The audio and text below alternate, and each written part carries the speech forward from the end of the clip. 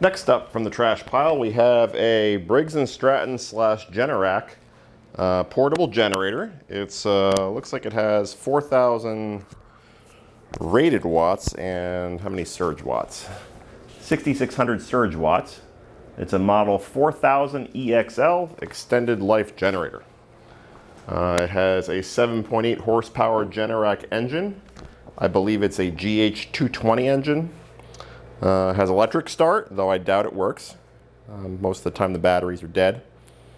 And fairly good sized generator head for a generator this size. It's nice and small and compact. It's pretty heavy, which is usually a pretty good sign. So I guess let's see if it'll run. Well, first let's see if it has any gas in it, right? And if it does, let's see what it smells like. I'm sure it smells disgusting. Judging by the looks of it, this thing's probably at least 20 years old. Oh my God, that's horrible. Okay. That means we should try and start it, right? Yeah, why not? Let's see. Where's a good spot for you guys? Can you see okay? That's probably better, right? Let's see what happens. So we're gonna put it to run. It's on choke. Let's give her a, whoop, that just broke off. Lovely. Fuel shutoff valve, the metal just disintegrated. Let's give her a tug.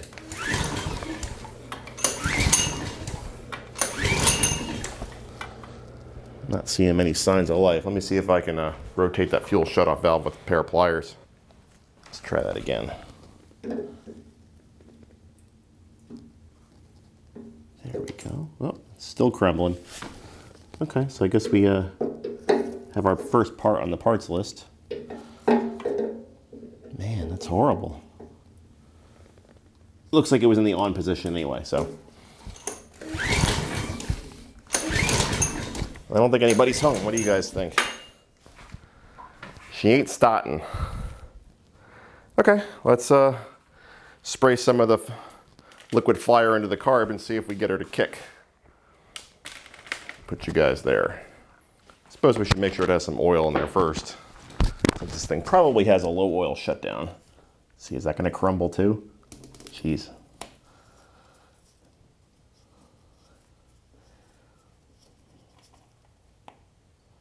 Oh, it has oil because it's running out the fill tube.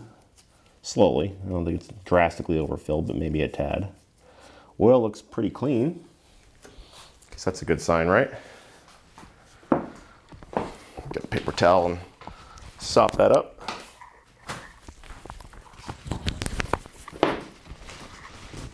What a mess. All right, done. Get the air cleaner cover off. Maybe. Let's use the nut driver.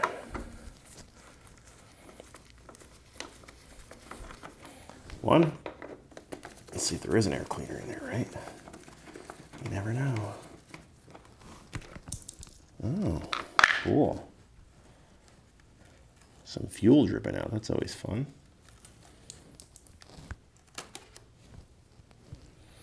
Yeah, that's definitely gas. Okay. Set that aside. Let's try this again with a little bit of liquid fire. Where's the intake? Maybe down there. Here we go again.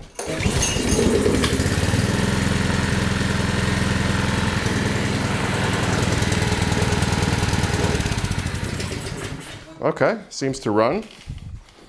Seems to smoke. Jeez, okay. Let's crack a door open. Got a door open and a fan on. Apologize for the noise. Still dripping gas. Or whatever that is. Can we get her to go again? Oh, I guess I should put it to on, right?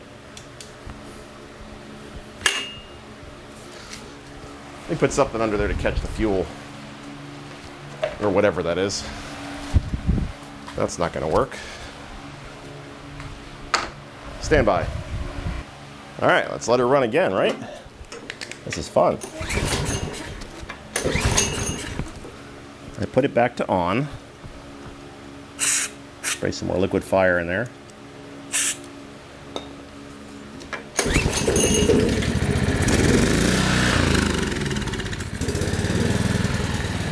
Seems to sort of run on full choke.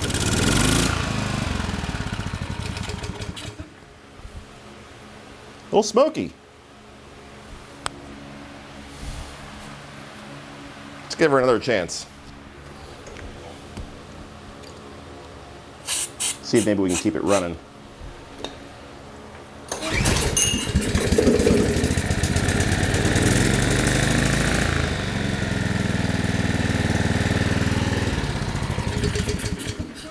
Nope. All right, I think we got to figure out what's making it smoke and figure out why it doesn't want to stay running. Probably a carburetor issue. Please forgive the background fan noise. I don't want to suffocate here. It smells pretty bad. Hopefully that's nothing serious. Take our air cleaner housing off. I think we're gonna have to drain this tank too. Pretty nasty. Pretty sure that needle and seat are sticking, which is why we're getting gas all over the place. Okay, we got that. Got that. This is great, so when I forget how to put this thing back together, I can just look at the video and you guys can help me, right?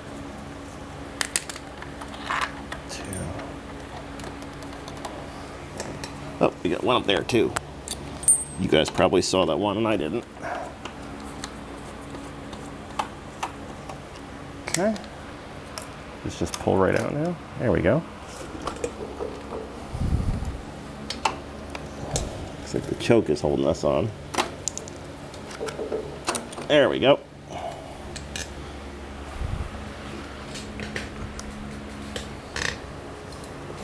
Let's put our fasteners back where they came so we don't forget where they came from. Doesn't seem like this needed to come off. And so we'll deal with that later. And this was up here somewhere.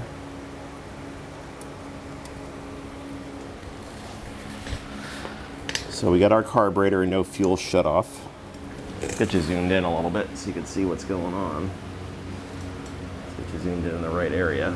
There we go. So we got our linkage here. We got our fuel line from the tank, which is looks like 2004, so I was pretty close, unless it was replaced. So I think we're going to take this carb off it completely and go give her a good clean. That's our choke lever, and did we save that little choke thingy, right? Yeah, here it is. So let me get something to drain this gas in, because since the fuel shutoff valve isn't working anymore, I got no way to control that. Take the fuel hose clamp off. Set that aside. Break the seal there. Let's get this container ready. We don't seem to be leaking anymore. That's a good sign. Sort of, maybe.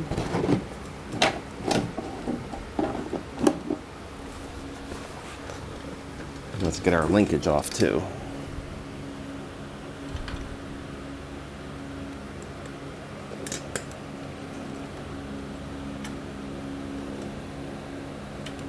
Go. And we're a leaker here. This thing's gross. Kind of just want to dunk it in that container. Let me put another glove on. Sorry again about the background noise, guys, but this gas smells so bad. I got to keep this door open so I don't die. It smells like pure alcohol.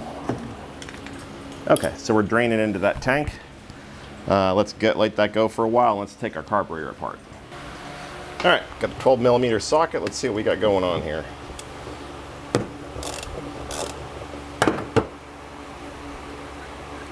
Well, that's a whole world of love. Oh my goodness, that doesn't even look like, that was pretty gross. Wow, I'm not sure what that was. Yuck, clean up on aisle 3.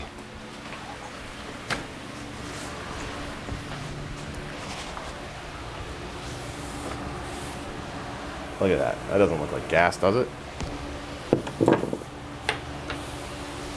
Gross. All right, let's dunk it in the ultrasonic cleaner. You guys know the drill. I've already got some used Simple Green and water in here, so I think we'll just kind of ride this out. I mean, inside the carb looks like it's in pretty good shape. Just super old gas. Throw that in there. Not even going to take the needle and seat out yet. Just let that run.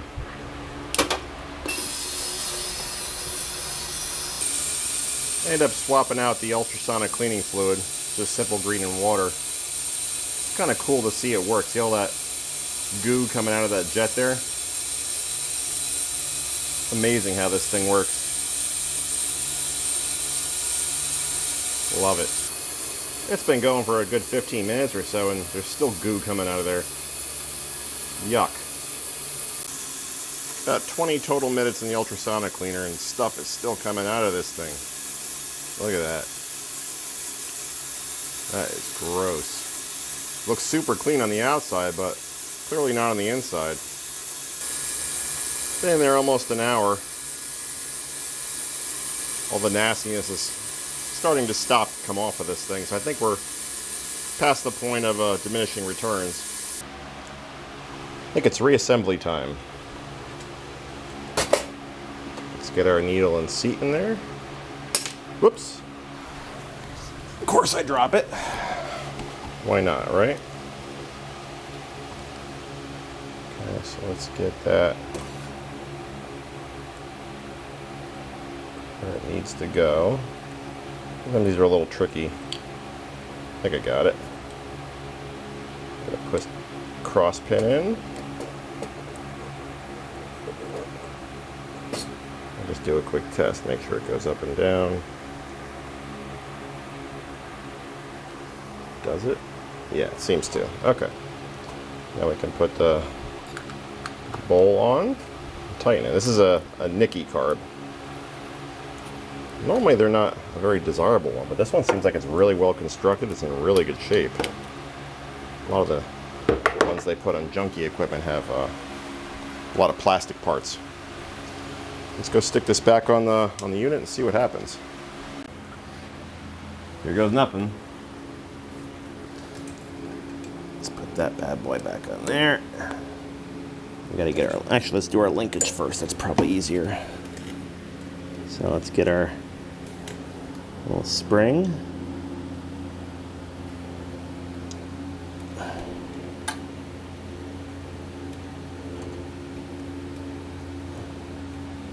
Of course, now which one was it on? Oh boy, I don't remember which one it was on.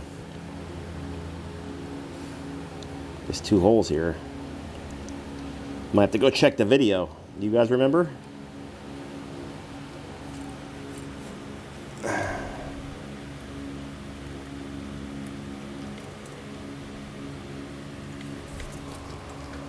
Let's go check. Why put it together wrong when you can put it together right? Okay, check the footage. It needs to go in the hole closest to the flywheel, not the furthest one. Looks like they were both in there, so I got it set up wrong here.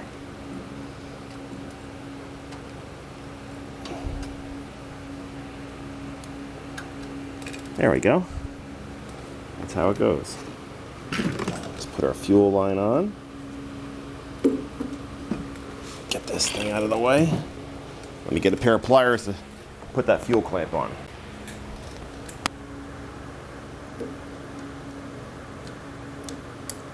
Now, if everything checks out on this thing and it runs well, we'll obviously be replacing some parts. Don't think we want to reuse fuel line from 2004. I mean, if you're into that, go for it, but fuel line's cheap, and I got tons of it, so. It's actually not cheap now that I think about it. I think a spool that I have with 25 feet was like 30 or 40 bucks. I think that's kind of pricey. Oh, let's see, get that in there, that in there. I did look up the part number for the fuel shutoff valve. It is still available, which is good. It's easy to, not an expensive part, which is also good. I think it was like 8 or 9 bucks.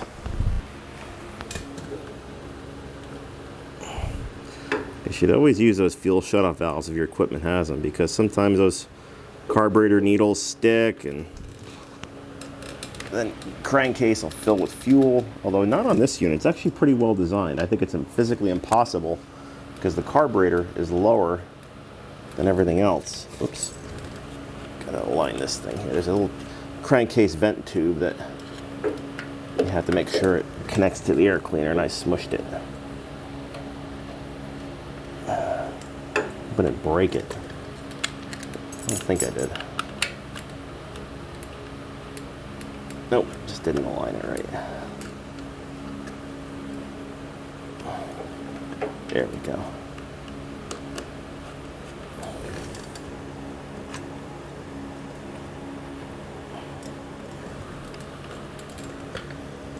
Thing's a little challenging to get back together, right? Gotta get that vent tube in there right. You gotta get the bolts lined up. Maybe I got it now.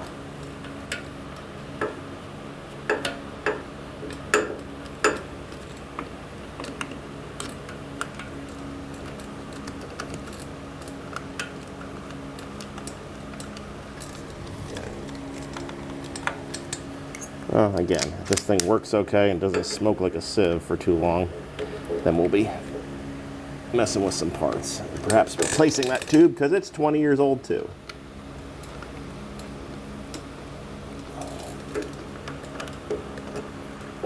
Alright, let's put this doodad back in. Turns out that didn't need to come out anyway. I think it was like that. Looks right.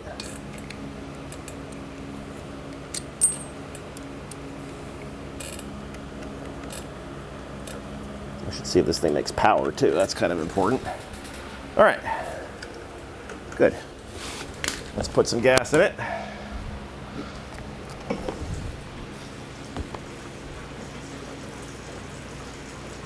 Hopefully it doesn't leak.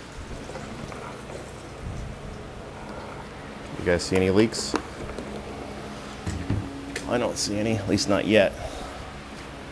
Let's get you guys resituated and we'll give her a go. All right, here goes nothing. And we are on run, and let's do full choke.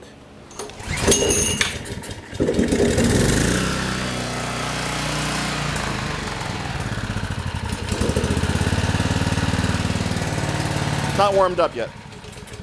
I don't think. That was weird.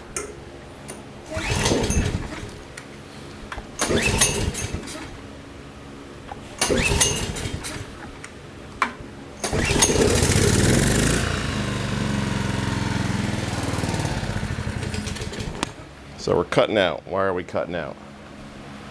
I turned the idle control off just for now. This generator has a control that will let it idle down when it's not under any load. See if that has any effect.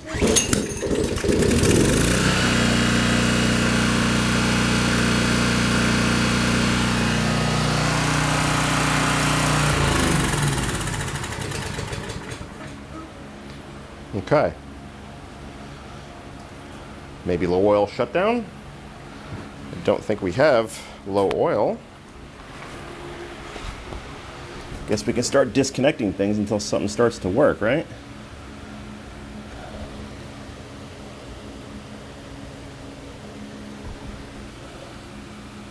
I actually don't see low oil shutdown, I just see low oil pressure shutdown. Let me take a look at this harness on the other side and see what's going on. This thing does seem to have a low oil indicator on the side. I wasn't paying attention to it though. Let's give it a shot again.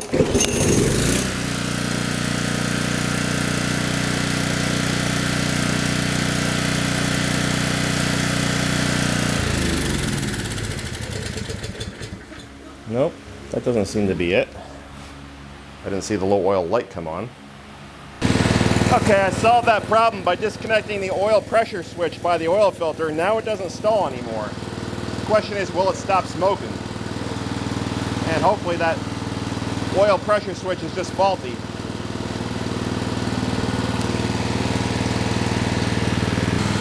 The smoke does seem to be calming down a little bit.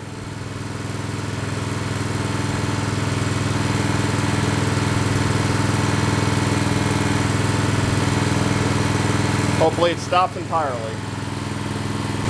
I do have the idle control turned on deliberately until I know what's going on here. I don't want this thing running at full speed. Let's see if it makes power. I'm going to plug a heat gun into one of the power outlets.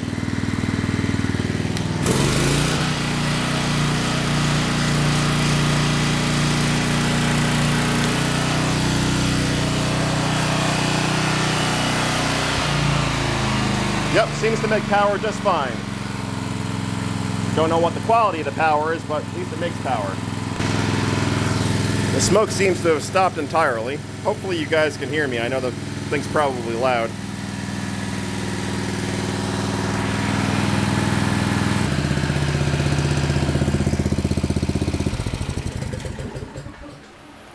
All right, now that we know that it runs and it stops smoking and it makes power, I think now is time to invest some more time and I guess money into this thing to fix it up and make it a usable generator. We got to figure out what's going with that low oil shutdown, or that oil pressure switch, I should say, not the low oil shutdown. And probably look at a wiring diagram online and see what's going on with that. We'll get the oil changed because God knows how old it is and what's in there. And maybe give it a valve adjustment, see what else it needs. I think we'll start by changing the oil. I don't have a filter for this yet, but we can at least drain the oil out and see what that looks like. See if we see any big chunks of oil pump or something in there. Hopefully not.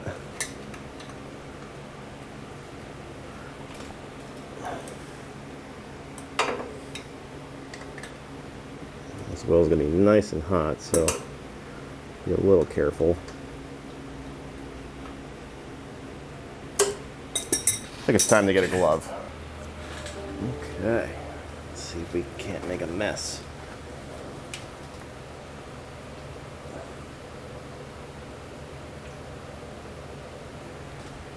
Okay, I think that'll work. Not making too much of a mess. It's draining. And what I also did is I took that oil pan and I cleaned it out real well before we did this, so we could see if any chunks or any engine glitter end up in the oil. It doesn't look like it. I mean, it looks pretty clean right now. I'm guessing this thing wasn't really used that much.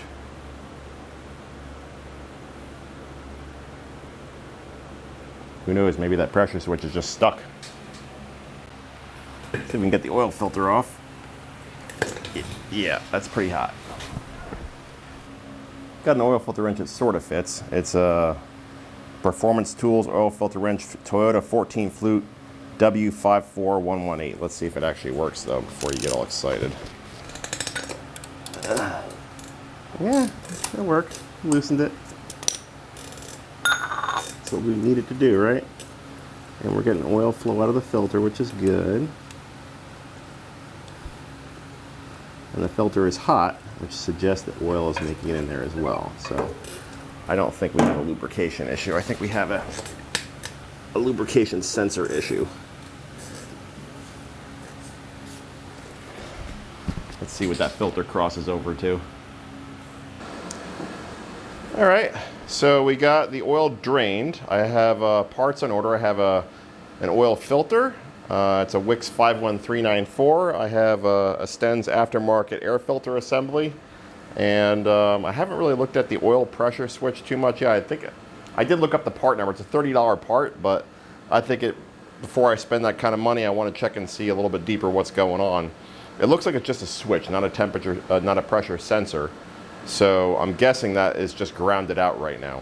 If it's grounded out, then I think the control board will actually kill the motor after a few seconds, which is kind of the behavior we were seeing. So I also ordered a fuel shutoff valve, since that broke when we first touched the thing. And again, I'll give you guys links to all the parts in the description. So this, I guess we're on pause until some of these parts arrive. Pick it up soon. Parts man brought some gifts. We got our oil filter, a Wix 51394, which is a pretty universal lawn and garden filter. I'm going to try and fix that issue with it dying after 10 seconds or so. I bought a new oil pressure sending unit. The Generac part is crazy expensive. It's like a $30 sending unit. I'm trying an aftermarket one that was about $8, so hopefully we'll luck out there.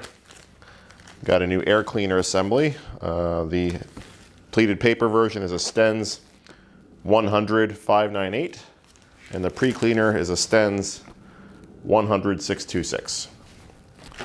So we'll give that a go. Drain the oil. We'll have to put new oil in it, obviously. And I do have a new fuel shutoff valve coming, but it's not here yet. Okay, I'm gonna take the wires off first from this side, and I got you guys mounted over there so you can hopefully see something. Just unscrewing the nut that holds these two wires on. And the way this works, I believe it's a normally closed switch, and when closed, it grounds out the coil to shut the motor down. And I believe if the little brain box or computer here that runs this thing doesn't see that open within 10 seconds or so, shuts the motor down.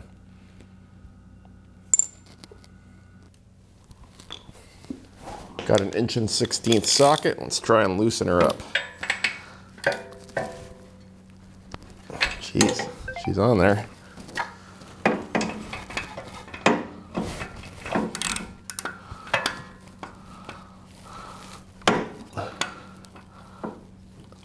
Fraction of a turn at a time.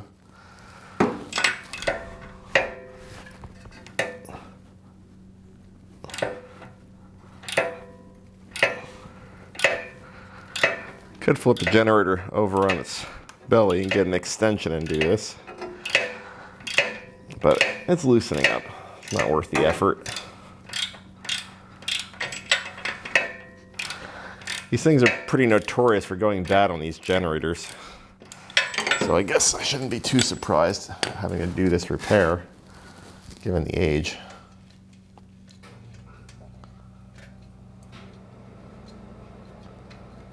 Okay.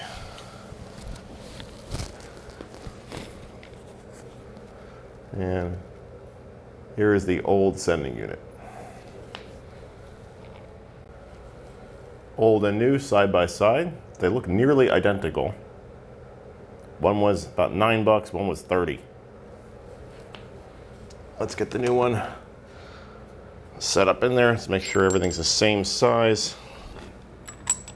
Yep. All the sockets are the same size. Let's screw this bad boy in there. Let's actually take this nut off first for the wiring.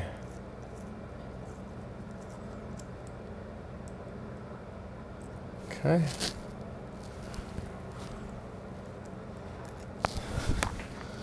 Let's put the sensor in there. I believe it needs an 8 PSI sending unit.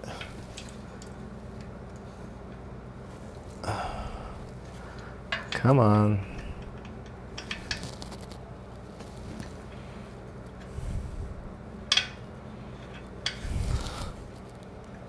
Just gotta get those threads started. There we go. Thread it in by hand. We'll snug it up with the ratchet.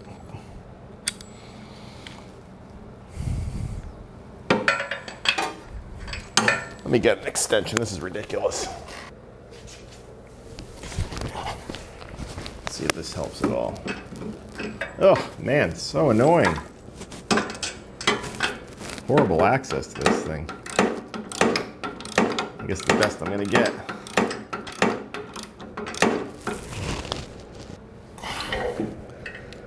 Let's get the wires all situated.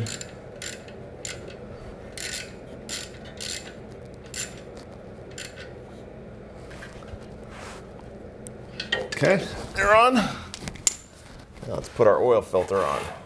Where did I leave it? Oh, there it is. Let's get Mr. Oil Filter on there. I did pre-fill it a little bit. I got a little saucepan below to catch the overspill.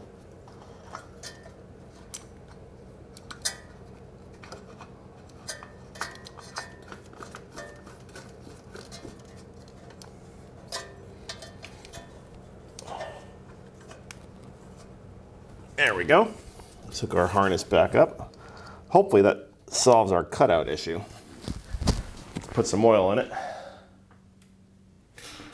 Manufacturer calls for 10W30 in all operating conditions, I believe. You're supposed to fill it to the point where it overflows. Got my trusty jug of 10W30, and here goes nothing. Let's try not to spill any.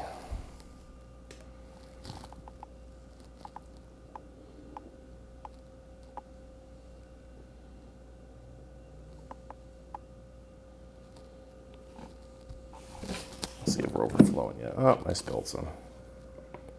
Never fails, I'm telling you. Okay, we are full to overflow.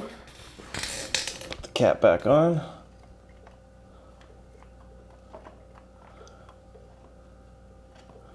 think we'll give this thing a little test fire and see if it still dies after 10 seconds. Get our new air cleaner in there. First we do the pleated paper filter. Hopefully it fits. Oh boy. Did stems goof up? Can't be like that.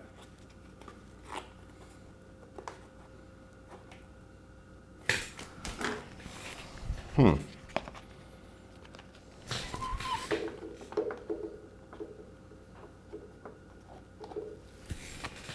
wonder if this is the wrong part. Did stems mess up? Say it ain't so. Nope, the filter matches up perfectly size-wise. Strange. So let's see if we can just get this on there. It's kind of an odd fit. Am I an idiot? How is this supposed to work?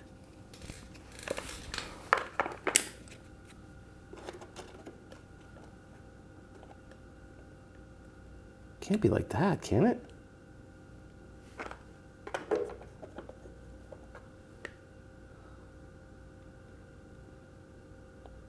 Baffling. Absolutely baffling. That's the only way it's going to fit, though. Okay. How strange. I'll have to check the footage later when I took this apart. What was it like?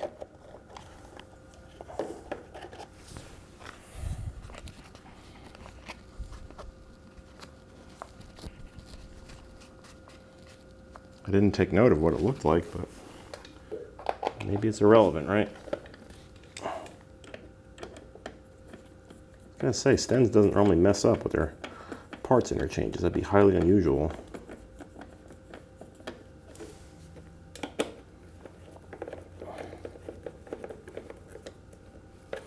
All right, let's get it going. All right, there goes nothing.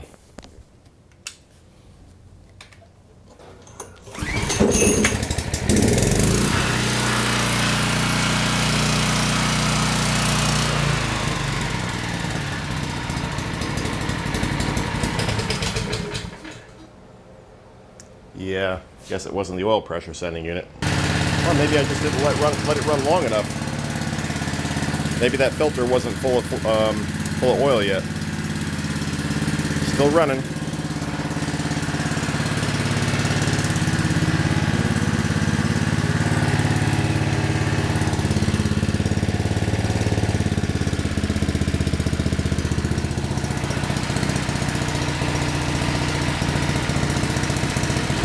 Cool. All right, idle controls engaged. Let's let it warm up. Let me get the oscilloscope ready. We'll plug it into the scope and see what the waveform looks like.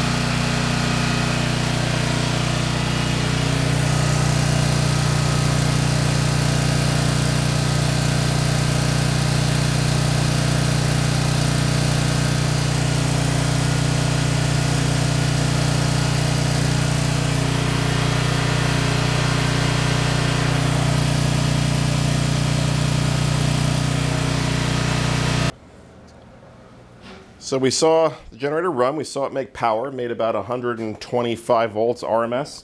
That's a little on the high side, but it's not tragic. This one has an AVR unit, automatic voltage regulator, and I looked at it, and this one is not adjustable. I didn't see a trim pot on there to adjust the voltage, so we're stuck at 125 volts.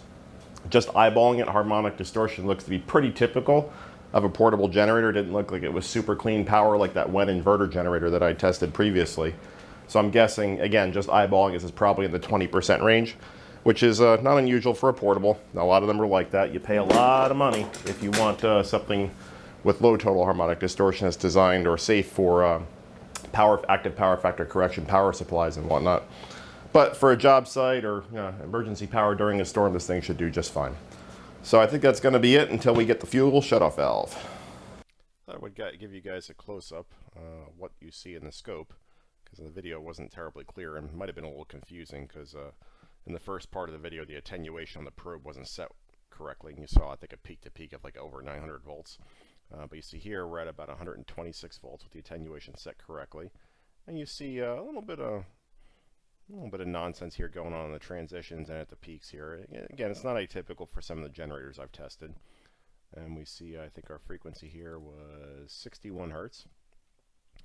Moving on to the next image, we see the same generator loaded up with a 110 AC. You see our voltage has dropped slightly to 124.7 volts. Our frequency is hovering right at about 60 Hertz, which is perfect. But you notice that the waveform is a little distorted here. You see how on this transition this slope is just kind of flattened out a little bit. Also, you'll notice that the distortion on the transitions has gone down a bit too. So if you zoom out, we go back to the last image, you see this little nonsense here and here is flattened out. Now, this could be a problem with the AVR. We have seen that problems with the AVR do cause anomalies like this. We saw that on, I think, a Briggs and Stratton generator that I looked at. So replacing this AVR might clear some of this up, but again, it seems to be working okay, so I'm not going to mess with it. And this is that same generator loaded with the 110 AC with an FFT setup. And you see here, first order, second order, third order, fourth, and fifth.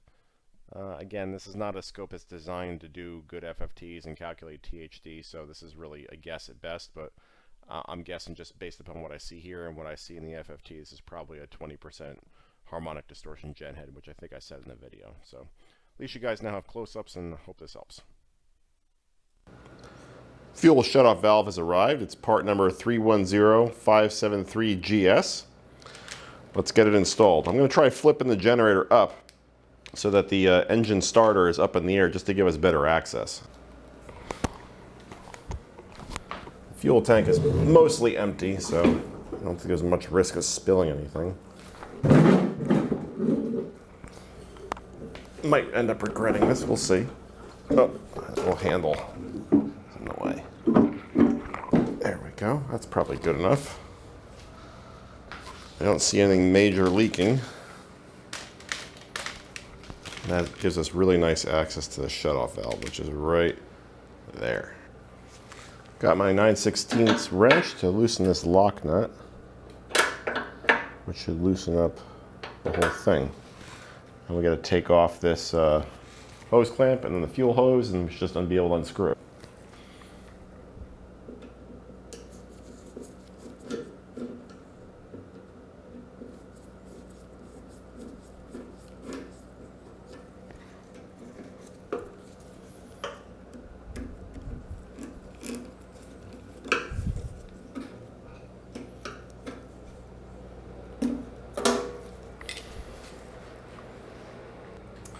Decided to take the whole air box off again because I think I said last time I was going to replace the fuel line. It is dated April of '04, so I think it's time. So I have a section of fuel line already cut. Got to get the old line off. Spill the gas on the floor. There's no fun doing it any other way, right? I have a new section of 1/4 inch fuel line, kind of trimmed to a rough length. Put that on the carb like so. Put the clamp back on. Now we'll put the air box back on.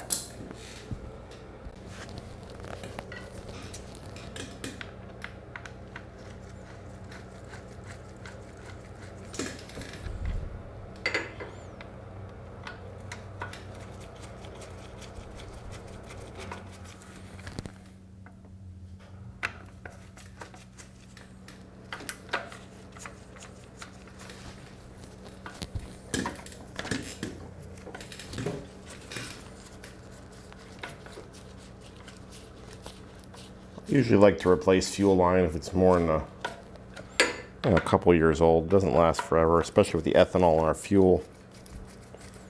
Oops, we dropped a gasket on the floor. Pause that. In my haste to swap the fuel line, I had accidentally dropped the gasket that went from the carburetor to the airbox. So just goes to show, no sense in rushing the job unless you want to do it twice, as I got to do. So just take your time.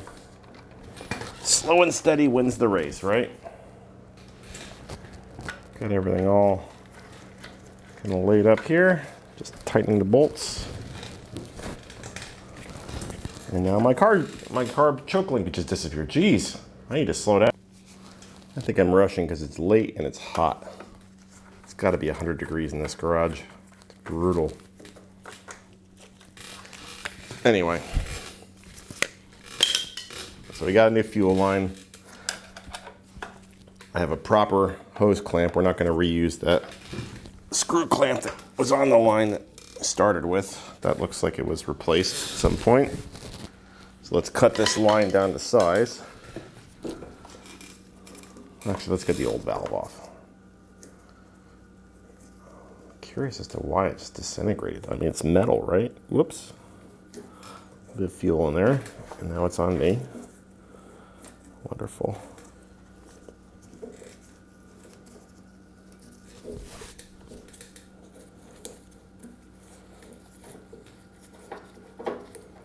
Okay, off it comes. So, old and new side by side, maybe. There we go.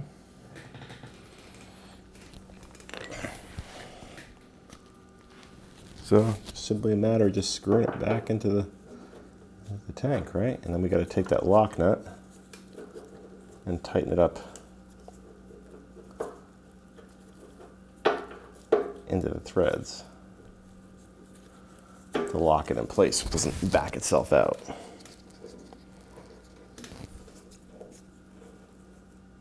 I think that's probably good about like that. We don't want it too far screwed in because then it won't pick up all the fuel in the tank. That kind of defeats the purpose, right? Just take this lock nut and tighten it. Like so. Here we go.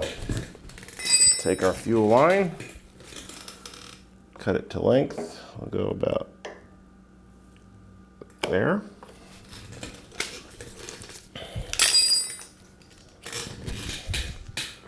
Take a proper hose clamp, put it on the line.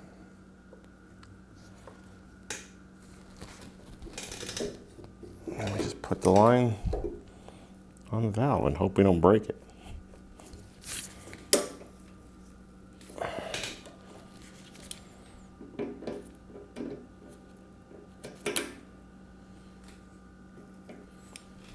There you have it, guys. And here's your finished product right there. Easy peasy.